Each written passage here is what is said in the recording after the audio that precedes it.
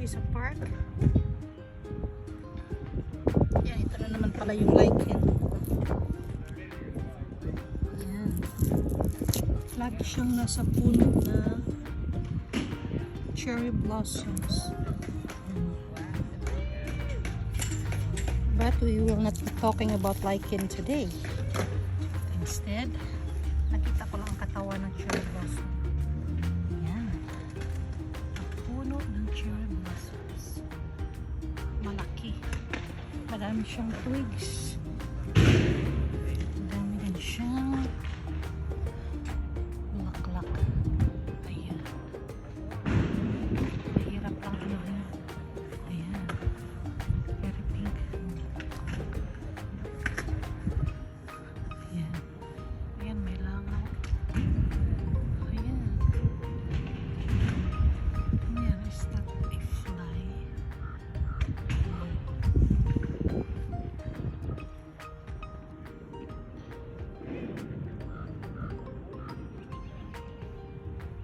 Ayan, ang laki ng kahoy na to.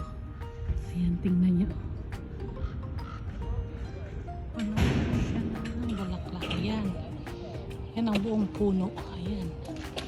Isang puno lang yan siya. Anong puno ng bulaklak. Kuha yata ako ng mga twigs nito. Dalayan ko sa bahay. Ayan.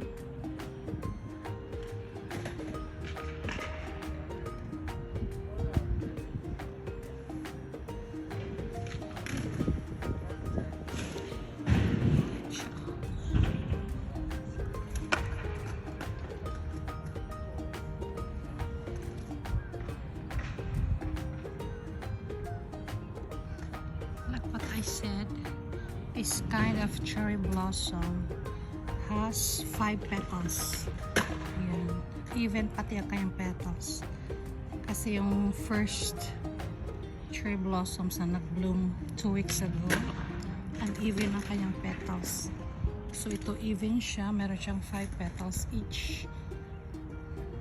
Pag hindi pa siya buka, dark, parang maroon. Pero pag buka na siya, light pink. Yan, ang ganda ng kanyang kulay, diba? Ay! Ayan. Okay, glasses. Oh, it's windy. Ayan.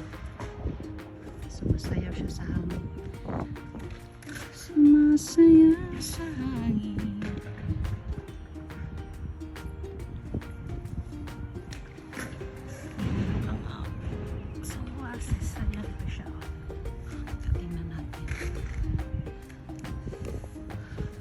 Natin.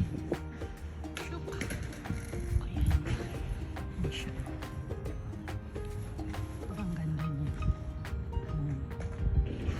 Wow, yan. Very clear. Super ganda.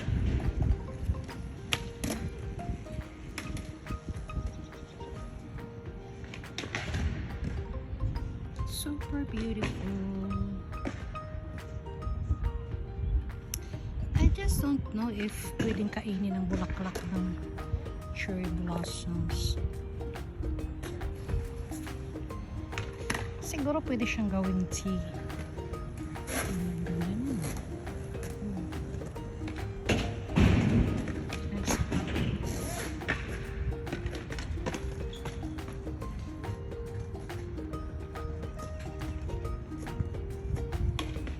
Okay.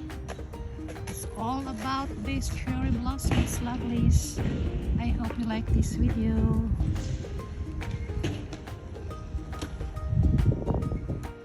Punong-puno na naman ng cherry blossoms ang mga premiere ni Mrs. G. Thank you all, lovelies. See you all in my next videos. God bless you all. Don't forget to share, like, and subscribe. This is G Adventures channel.